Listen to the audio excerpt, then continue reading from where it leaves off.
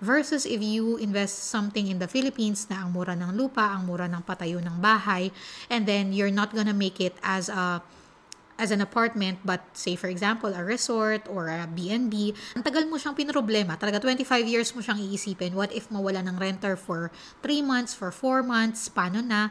Dati nung bata tayo, 1 year is a very long time. For you to graduate, or for you to finish first year high school, second year high school, third year high school, that's a milestone. Pero pag tanda mo guys, ang iisipin mo na is yung mortgage payment na 10 years, 20 years, parang iksi lang din, di ba? Ang pag-buy talaga ng bahay for us is very emotional, no? Na we want Vibe, our baby, to have a place where she will grow up. Sabi ko nga, parang sa Pilipinas na merong matandang bahay. Hello everyone, this is me again, Joy Fajardo, and welcome back to our YouTube channel. This is Joy in Alberta. And for today's video, magbabasa tayo ng mga comments, magre-react tayo sa mga comments from one of our videos na ang daming naging komento. Ayan. Which is, ang title nitong ating video ay, Saan Mag-i-invest? Sa Pilipinas o sa Canada? Again, babasa lang tayo ng ibang comments at titingnan natin kung ano yung mga sinabi kasi medyo marami-rami. So ito, sabi ni MAG, Hi Joy, you can still buy a property in the Philippines as a former Filipino citizen. May restriction lang kung ilang square meter ang allowed. Yes, former Filipino citizens can buy property in the Philippines, but there are restrictions on the type and size of the property. The restrictions are outlined in Republic Act 8179. Former Filipino citizens can buy up to 1,000 square meters of urban land or up to 1 hectare of rural land. This land is for personal use, not for business or investment. Former Filipino citizens can buy up to 5,000 square meters of urban land or up to 3 hectares of rural land. They must comply with the general ownership restrictions for foreigners, which often means they can only own up to 40% of a property. Foreigners can inherit land, but they must sell or transfer ownership to a Filipino citizen within a reasonable period. Married couples, the total area that both spouses are allowed to buy cannot exceed the maximum area for each type of land. O yun.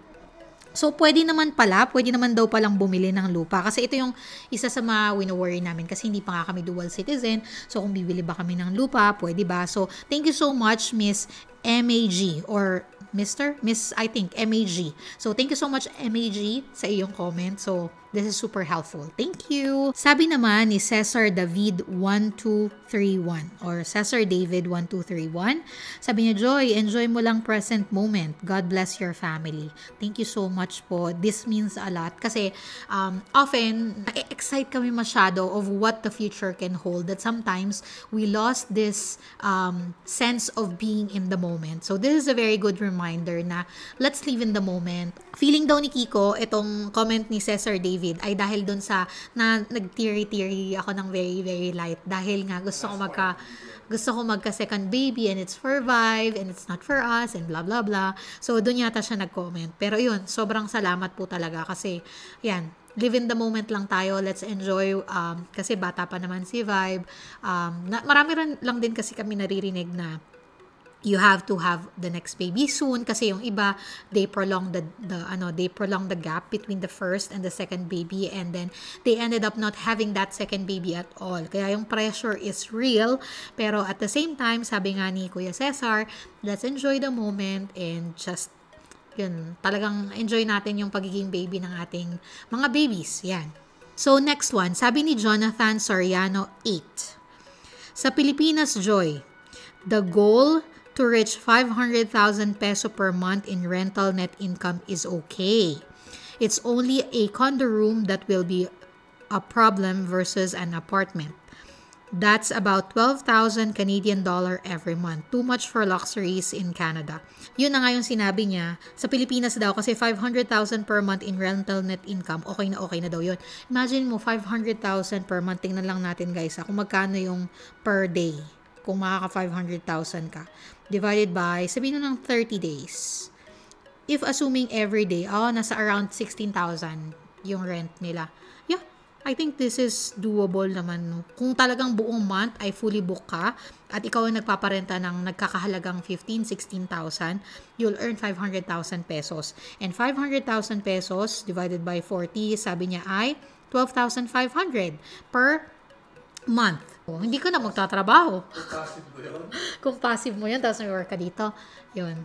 Oo nga naman, tama naman si Jonathan Soriano. Ang complicated lang siguro pag nagpa-rent ka sa Philippines is paano ba yung ng tax? Magta-tax ka sa Philippines tapos magta-tax ka ulit dito as a citizen of Canada. Paano nga ba yung tax nun, guys? Pag kung may idea kayo, kasi we're in the very early stage of considering, but we don't have any idea pa.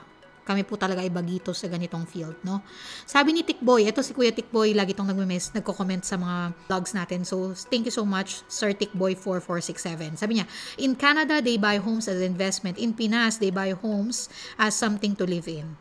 Hindi naman po. Kasi itong bahay naman namin, hindi naman namin siya tinreat as investment. Ang pag-buy talaga ng bahay for us is very emotional, no? Na we want Vibe, our baby, to have a place where she will grow up. Sabi ko nga, parang sa Pilipinas na merong matandang bahay. Merong doon nagpupunta yung mga anak, ng mga may-ari. Yung parang every summer, na bibisita ka kay lolo at kay lola at yun yung matandang bahay nyo. We want to have that place for Vibe na even if she grows older and she moves whichever part of the world or kung dito man lang, kahit saan man siya mapunta sa buhay niya, she would have this home that she'll come back to. Nasasabihin niya na, I grew up here. This is my hometown. This is my home. Diba? Thank you so much, Kuya Tikboy. Next is, sabi ni, mahaba-haba to. Talagang nag-invest si Sis. So, thank you so much, Sis Monica Kindara. Ay, favorite ko tong si Sis Monica. Sis Monica Kindara, 2746. Sabi niya, for me, same lang. Maganda pareho, Pinas man o dito. Ang struggle lang sa Pinas, yung pagkakatiwalaan. True yan. Kasi walang ibang tao na mas magbibigay ng 100% na pagmamalasakit sa sariling business kundi ikaw. Kahit parents or kapatid, syempre may kanya-kanya yung buhay. Malamang di nila maibigay yung 100%. Pero ako, iniisip ko magkaroon ng property sa Pilipinas at dito. Siguro, hindi ko pagsasabayin or pagsusunurin agad na hindi ko pa kaya. Kung kunwari naka-half na ako sa isa na property, baka that time pwede na ako for second. Then ganun din sa third kasi yung first property mo by that time naman siguro bayad na. So buong kita ng first property mo sa'yo na. Mas magaan ng kumuha ng fourth property pa. In terms of retirement, kailangan talaga nating maging ready. Depende sa amin kung magkano ang maiipon naming mag-asawa for retirement.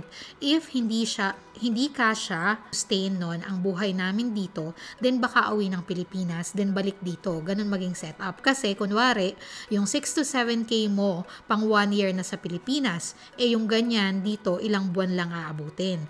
Sa investment namin, we make sure na yung anak namin merong pera for education. May RESP siya at insurance. For us, we are insured whatever happens. May mga long-term investment for retirement, another savings for down payment ng bahay. Sa isang salita, walang natitira.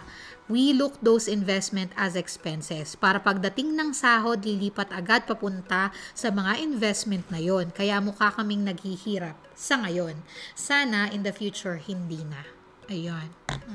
Very pinag-isipan talaga ni Sis Monica itong kanyang comment. At nakaka-relate ako sa mga shinare niya na dati nung bata tayo, 1 year is a very long time. For you to graduate, or for you to finish first year high school, second year high school, third year high school, that's a milestone. Pero pag tanda mo guys, ang iisipin mo na is yung mortgage payment na 10 years, 20 years, parang ang iksi lang din, di ba? Pero yun, tama si Sis Monica, nakaka-relate ako dun sa part na yun. Ang iniisip ko lang guys kasi yung shinare ko nga dun sa nakaraang video is dito kasi pag nag-mortgage kami, it's gonna be 25 years and ang tagal namin talaga na pag-iipunan, yung parang ang tagal mo siyang naging problema bago siya naging asset, 'di ba? Na paano ba? Ang tagal mo siyang pinroblema. Talaga 25 years mo siyang iisipin. What if mawala ng renter for 3 months, for 4 months? Paano na? Paano kung bumagsak ang ekonomiya ng Canada? Ganyan. And 25 years is a long time. Kahit we try to shorten it to like 10 years, parang mahirap. Kasi ang mahal ng bahay, it's 300,000 Versus if you invest something in the Philippines na ang mura ng lupa, ang mura ng patayo ng bahay, and then you're not gonna make it as an apartment, but say for example a resort or a B&B na hindi mo kailangan araw-araw na may magrenta, buwan-buwan na may magrenta. Number one, mas madali kang makaka-full payment dun sa iyong nagastos, and madaling yung return of investment is slightly faster. Pag natapos mo na yung ininvest mo at wala ka ng minimortgage or whatever, then mas walang pressure. So, hindi mo kailangan ng 25 years para mawala yung pressure na yun sa'yo. So, yun lang naman yung dahilan kung bakit namin ikino-consider. Para mas mabilis yung return of investment. At, kasi nasa sa tao yan eh. Kung gusto mo bang ma-stress for that long, or kung gusto mong mas maging magaan yung pagnenegosyo, parang ganun. So, ayun na nga, naputol yung kwentuhan natin the other day. Tinik ko yung unang part ng video na to the other day. And naputol nga kasi na-full na pala yung storage ng aking phone. So, ayan. Magbabasa na lang tayo ng last comment for today, and then we'll just close this video. Tatapusin na natin siya. So, ito, bagong comment to, 19 hours ago. Sabi ni Sir Brant Ivan Paul Aquino. Ayan ang kanyang pangalan. So, sabi ni Sir Brant, hello po, sa perspective ko lang po, investing in Philippines is always good kasi mas mataas ang Canadian sa Philippine peso. Pero yung risk niya ay iba compared sa investment in Canada. Yung mga risk po sa Philippines ay need ng katiwala, na mapagkakatiwalaan talaga. Tsaka mahirap mag-manage po if malayo tayo doon. Yung sa housing naman po sa Canada, kasi pinag-aralan ko rin po yung economic state ngayon dyan, parang mas leaning po ako to keep the property even if may mortgage po kayo. If it pays for itself, panalo na po yan if ever, and kung may extra naman po, mas panalo pa. There is a housing crisis in Canada right now. So mga projection po at least 5 to 10 years, safe pa po yan sa market dahil kulang talaga ang housing ngayon. Madami pong ways para malesen ang 25-year mortgage. Marami pong podcast sa YouTube on how to work around mortgages.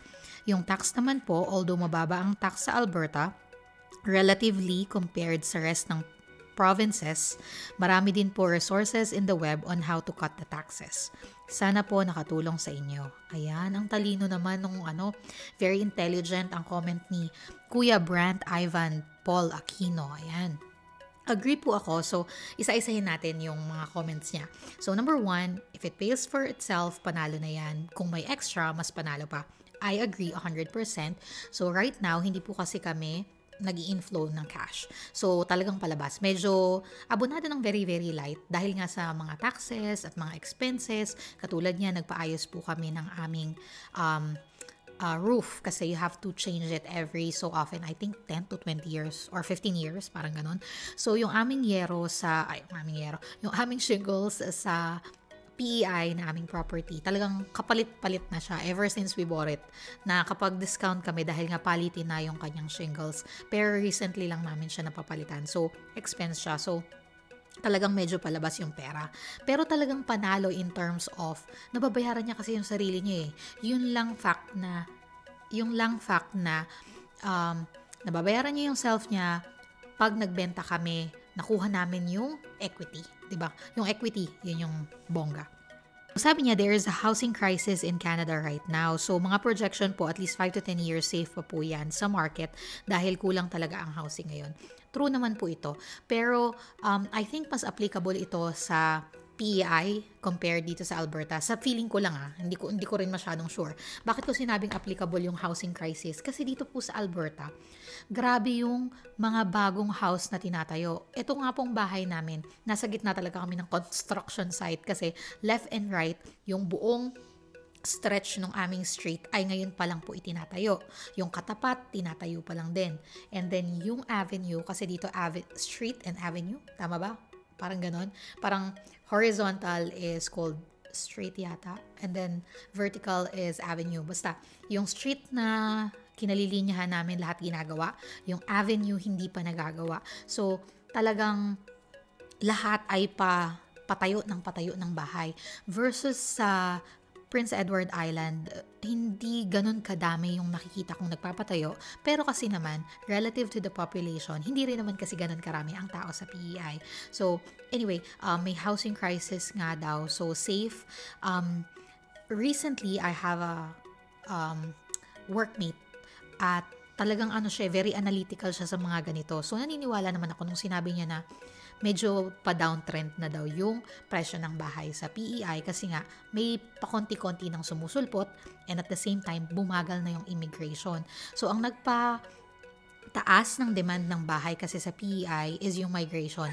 Ang daming estudyanteng dumating, ang daming families na dumating under Provincial Nominee Program, under AIP Program, and so on and so forth. So, yun yung nag-increase ng demand. Maraming lumilipat ng province from, say, Ontario to PEI because of the migration. Mas madali kasi ang pagpapa-PR sa Atlantic provinces. So, ang dami talagang nag-move in. Pero ngayon kasi, sa panahon ngayon, as I've mentioned, nag-slow down na yung migration process. Hindi na din ganun kadali ma-PR sa Atlantic provinces. So, hindi na yung influx ng bagong dating ay ganun kataas. So, I'm not very sure if the housing crisis is applicable din sa PEI kasi I feel na hindi na ganun kadami yung dumarating. Pero baka naman akala ko lang kasi wala na ako dun. So, I'm not really very sure.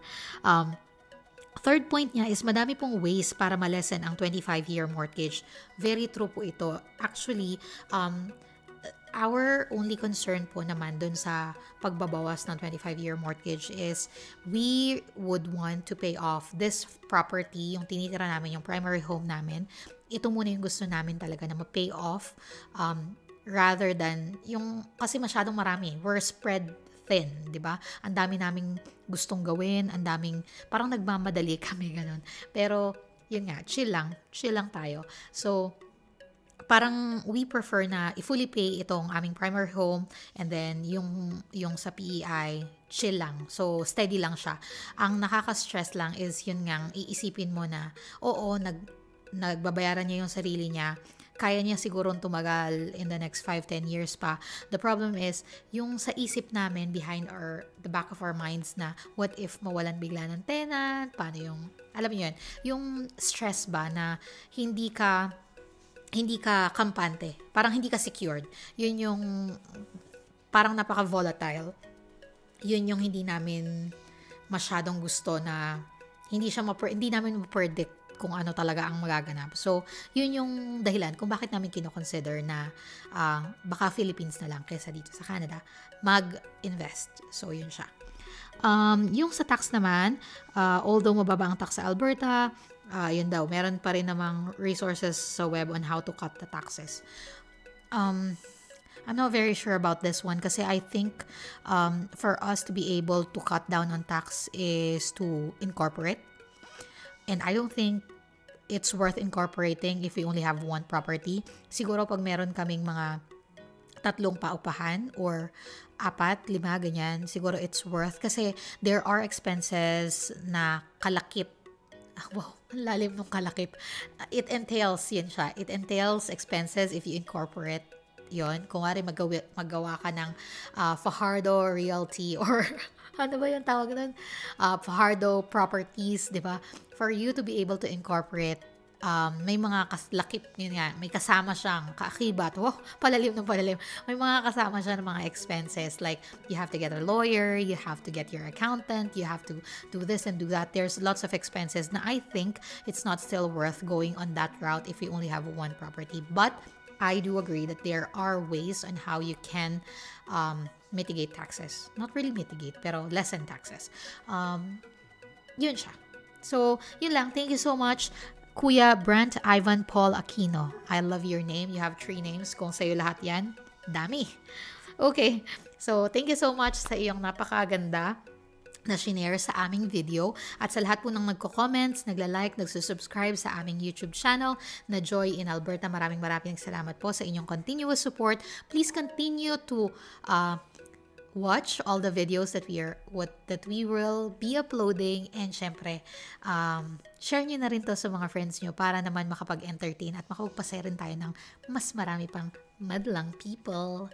Alright, thank you so much for watching. See you on the next one.